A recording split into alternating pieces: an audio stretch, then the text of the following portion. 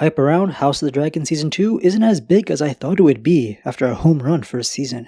The after effects of a train wreck ending for Game of Thrones won't fade for a very long time. And if you aren't up to date with all the George R. R. Martin blog posts, he recently has some choice words for TV adaptations of books, where showrunners and writers butcher source material to try to make it their own. People are still going to watch House of the Dragon in droves to HBO's delight, but the fanbase just isn't the same. But there's always been one big exception here, Lord Cregan Stark. I see the same kind of love for him that I see for Stannis in places like YouTube comments, social media, and even the dark scary corners of Reddit. Cregan Stark is nowhere near the main player that Stannis is. I get it though, I like this character a lot too, and we'll talk your ear off about him given any chance. He's written to be everything Ned Stark couldn't be, and we know how much Ned was loved. Robert Baratheon came to his foster brother Ned Stark looking for someone to take the burden of ruling the Seven Kingdoms away from him. Ned failed horribly in his very first year living in the South. He was too naive, lacked a ruthless edge that once in a while a Stark has in them to play the Game of Thrones. There's a reason Ned was given the nickname of the Quiet Wolf. 21-year-old Lord Cregan Stark has the same sense of honor and justice, but isn't slow to act. I would go as far as to say he's the most skilled fighter in this family's history, a badass through and through. Instead of King Robert Baratheon making the long trek to the north to ask for Lord Stark's help, it'll be 14-year-old Prince Jacaerys Valerion, negotiating an alliance between the Blacks of House Targaryen and the Starks of Winterfell. Rhaenyra chose her eldest son and heir, with what is seemingly much more difficult and unpredictable task compared to younger brother Lucerys. Luke had to treat with Lord Boros Baratheon, a cousin Rhaenyra greatly underestimated. She was more concerned with travel distance over the nature of each lord. Jacaerys' task is no breeze. He first has to fly alone to the Vale to meet with his relative Lady Jane Arryn, who he likely doesn't know, and once negotiations are done in the Vale, he'll fly alone again to the north. And the north is massive. It's easy to lose the sense of scale in HBO shows, where they skip around all the boring travel scenes. Jace and his dragon Vermax will make a stop at the north's only port city before heading out for Winterfell. Who knows if the semi-important moment in the books will ever make it to air, so I won't talk about it now. Jace gets a full-on political diplomatic training arc to develop his character, which right now isn't much more than just his dumb meme still frames. His costume design got a nice little upgrade after being ridiculed online. Hopefully his character gets a little love too.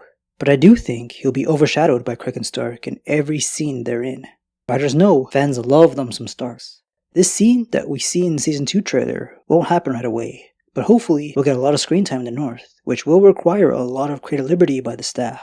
Things will have to be extended and fleshed out from the lore book Fire and Blood, where Cregan only takes the spotlight in one chapter.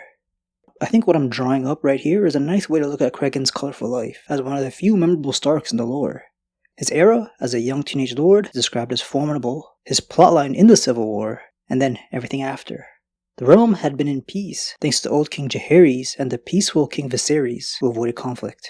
Most boys and men are considered green when it comes to battlefields because of this, but not Cregan. Cregan had come into his lordship at 13 upon the death of his father, Lord Rickon, in 121 AC.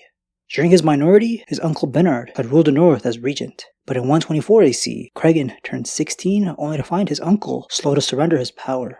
Relations between the two grew strained, as the young lord chafed under the limits imposed upon him by his father's brother.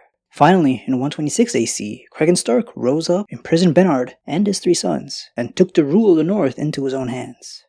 Soon after, he wed Lady Aranori, a beloved companion since childhood, only to have her die in 128 AC whilst giving birth to a son and heir whom Cregan named Rickon after his father. Cregan is a 21-year-old lord when Jace comes knocking, grieving the loss of his lady wife who died a year prior and trying to raise up his heir. To add to his problems, winter is coming, because of course it is. Autumn was well advanced when the Prince of Dragonstone comes to Winterfell. The snows lay deep upon the ground. Lord Stark was in the midst of his preparations for the coming winter. Temperatures a dragon will not enjoy. They hate the cold, preferring the climate near volcanoes, like the one you see in Dragonstone, where the majority lair. So I can't wait to see what Vermax is doing when these two travel to the Wall, a scene we see in the trailer.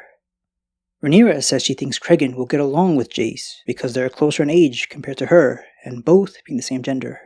Just like how she underestimated Lord Boros Baratheon, she's underestimating Lord Cregan. She had been very busy over the years making babies, important yes for royalty, but prioritizing relations with the great lords who preside over each of the 7 kingdoms could have went a long way. Jace is one of the many green teenage boys. Cregan has lived a life of a 30-year-old noble, despite only being 7 years his elder. But we saw how fast Jon Snow was able to kill the boy in him to become the man needed to serve the realm. Jace, with the Wolf of the North's influence, can digivolve too. The epithet, Wolf of the North, isn't much of a nickname for Cregan. It's one of those one-offs we have for some characters that sound nice and all, but that doesn't describe the name's holder all that well. A maester just called him that in Fire and Blood. We know the wolf symbolism for Starks, well, direwolves specifically, but direwolf of the North doesn't roll off the tongue the same. Direwolves are a more fantastical animal in this world compared to the real thing, but essentially they are bigger, stronger versions of their canine cousins, and in the books can easily conquer and lead packs of wolves. Within the Stark's blood lay dormant the ability to warg, stepping into the mind of their wolf partners, a type of magic tied to the old gods. I think Cregan was given the simple title of Wolf of the North, so we know he's the pinnacle of this Cold Kingdom's leadership in all their 8,000 years in power.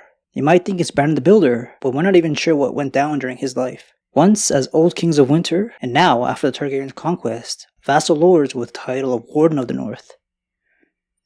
While the Valerians were grieving the loss of their golden children, Laenor and Lena, and Rhaenyra and Daemon starting off their marriage, a lot of drama was cooking up in the north.